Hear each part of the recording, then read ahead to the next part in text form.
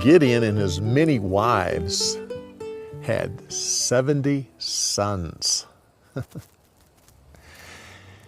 Gideon also had a concubine who lived in the city of Shechem. With her, he had a son by the name of Abimelech. When Gideon died, Abimelech went to his uncles and said, "Talk to the men of Shechem. Say to them, do you want the 70 sons of Gideon to be your king? Instead, make me your king. I'm a son of Gideon, but I'm also your blood relative." Well, the men of Shechem agreed and made him king of Israel. They gave him 70 pieces of silver, 70 silver coins. They took it from the temple of Baal. They gave it to him in order to help him get started. He took that money and he hired a gang of thugs. And the first thing they did was to kill the 70 sons of Gideon. Except they missed one. The youngest, a man by the name of Jotham.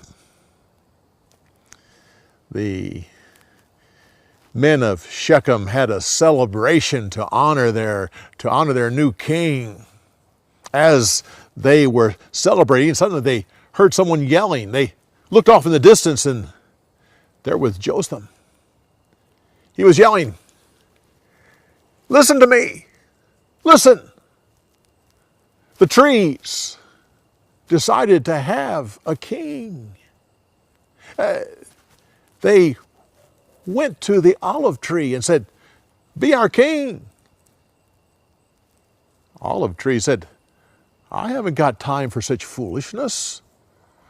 I make a precious oil that honors God and people."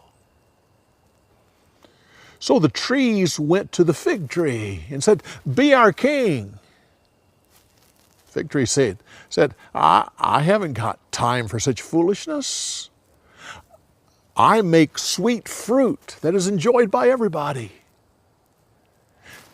So they went to the grapevine and said, "Be our king." Grapevine said, "I haven't got time for such foolishness. I make a wine that makes people happy." So they went to the thorn bush and said, "Be our king."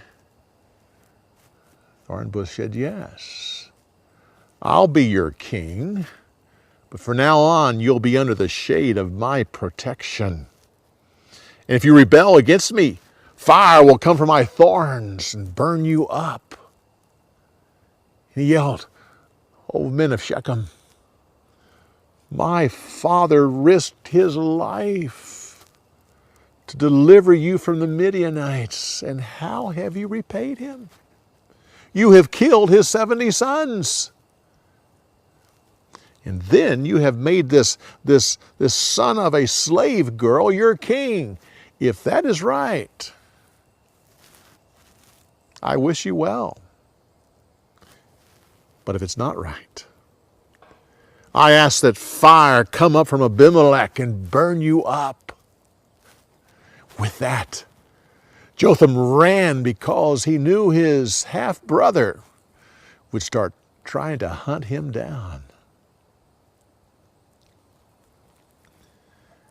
Abimelech reigned over Israel for 3 years. At the end of that time, God put a bad spirit between him and the men of Shechem. They rebelled against him. During that time, they had a party, got drunk. They started cursing Abimelech, saying how they were going to overthrow him. Well, the mayor of Shechem didn't like this talk. So he sent a message to Abimelech and told him what was going on and agreed to help him take care of these men. So Abimelech brought his army and camped outside the city. so that the next morning he could attack. Early in the morning, before the sun was even up, in those early first lights, the man of Shechem was standing at the city gate with the mayor. They were looking out. Suddenly he thought he saw some shadows moving, and he said, "Are we being attacked?"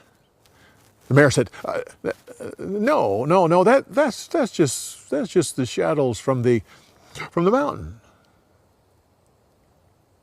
So they stood there and looked out.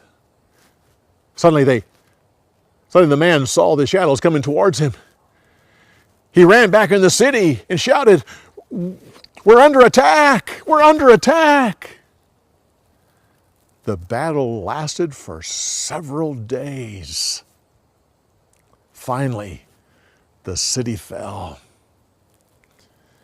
The people of Shechem ran to the tower. There they thought they could find safety. Abimelech took his men out into the woods and got some tree branches and put them around the tower. He lit it and burnt up the tower. 1,000 men, women, and children died that day. And the prophecy of Jotham came true.